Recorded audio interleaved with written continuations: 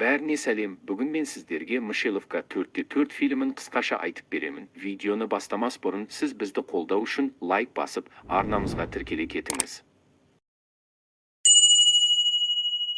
Фильм басталады, және бізге қаланың бір районын көрсетеді. Онда барлық жерде камералармен бекітілген, бейне бақылау және ұрылардан қорғанудың барлық түрлері бар. Біз жігітті көреміз. Айналаны біраз бақылап болған соң, ол теннис тобының көмегімен машинаның есігін оңай ашады. Ол машинаға кіреді және радионы шығарады. Сонымен қатар біраздан соң артқы орындыққа зәр шығаруды шешеді. Лас нәрсені аяқтағаннан кейін ол көліктен шықпақ болады. Бірақ есік ашылмайды. Әр есік бұғатталған. Тіпті багажникте біраз ойланып, үрейленіп ол терезені сындыруды шешеді. Бірақ ол да болмайды. Тіпті машинадан табылған ключтер де оған көмектеспейді.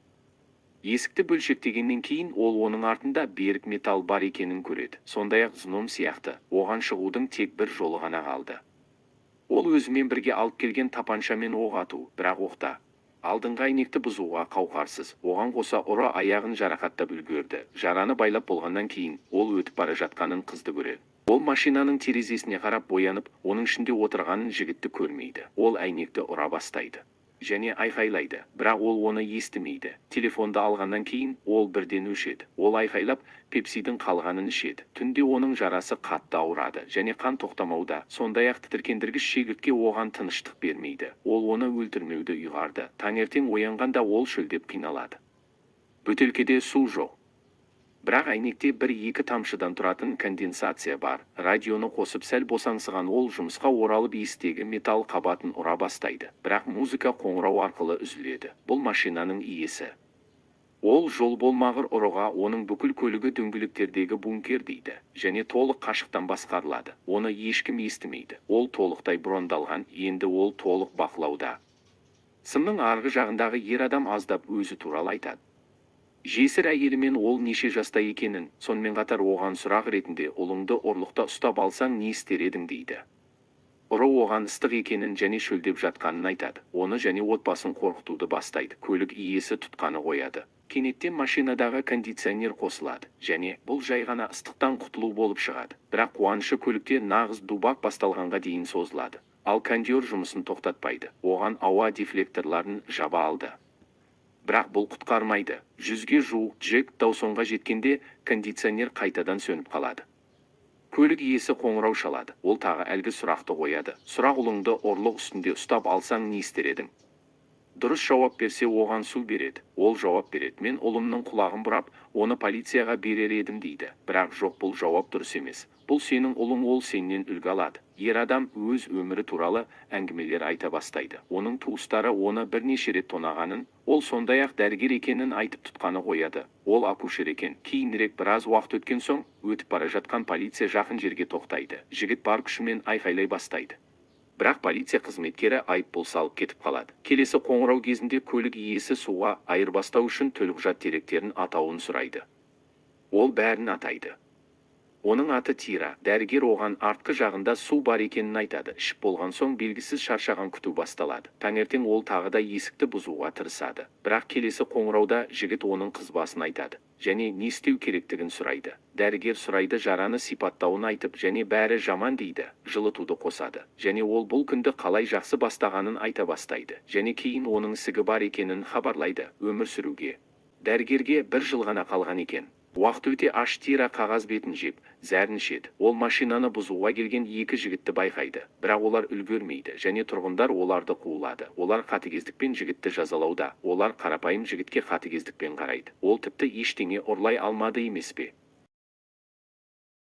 Түнде Тира өз қолын жеуді шешеді. Бірақ мұны істей алмайды. Зеріккендіктен ол онымен сөйлеседі. Тіпті қалай болғанда да көңілін қалдырмауға тырысады. Оларға дәрігер мазақ етіп әңгімені қайтадан бастайды және таңғы асты қалай ішіп жатқанын сұрайды. Бірақ ол көңіл күйі жақсы екенін айтып, педалдың астында шоколад барын айтты. Тира тіпті оны бір тістеп жоқ қылады. Содан кейін ол көшедегі адамдарға қарап, олардың бәрі соншалықты қорқатынын, әр минут сайын тексерісте екенін атап өтеді.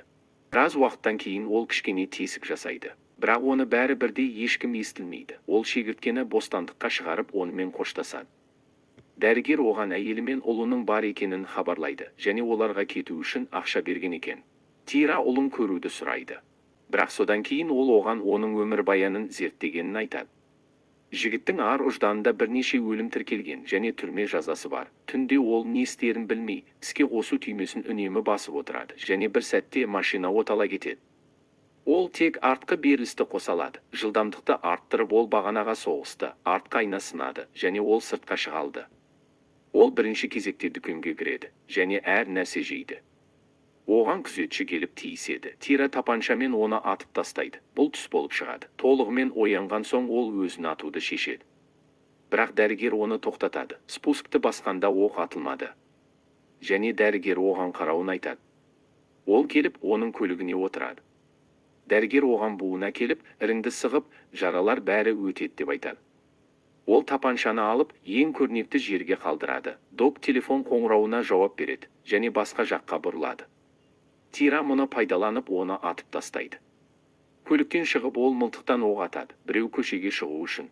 Бірақ Док қатты жараланбағандықтан ол оны артқа сүйрейді. Жақын жерде полиция қыз болды. Дәрігер оны машинаға сүйреп апарып үлгермеді және жігітті кепілге алады. Полиция келеді және ауданды қоршап алады. Тұрғындар үйлерінен шығады. Көптеген адамдар дәрігерге жігітті өлтір деп айқайлайды. Бірақ оны жібер деп талап ететіндер де бар. Ол да адам ғой деп. Полиция келіссөз жүргізушіні шақырады және содан кейін ол дәрігерге неге ол неправ екенін айта бастайды. Бірақ Док полицейлерге сенбейтінін, бұл әлемдегі заң жоқ екенін айтты. Егер ол қазір жігітті жіберсе, олар келесі күні оны босатады және өз тағдырын өзі шешеді. Біраз уақыттан кейін келіссөз жүргізуші оны жігітті жіберуге мәжбүрлейді. Дәрігер келіседі. Жігітті дереу полиция көлігіне отырғызады. Ал дәрігердің өзі күлімсіреп машинаның есігін ашады және төбесіне таймері бар телефонды қалдырады. Ол өз-өзіне нұқсан келтіреді.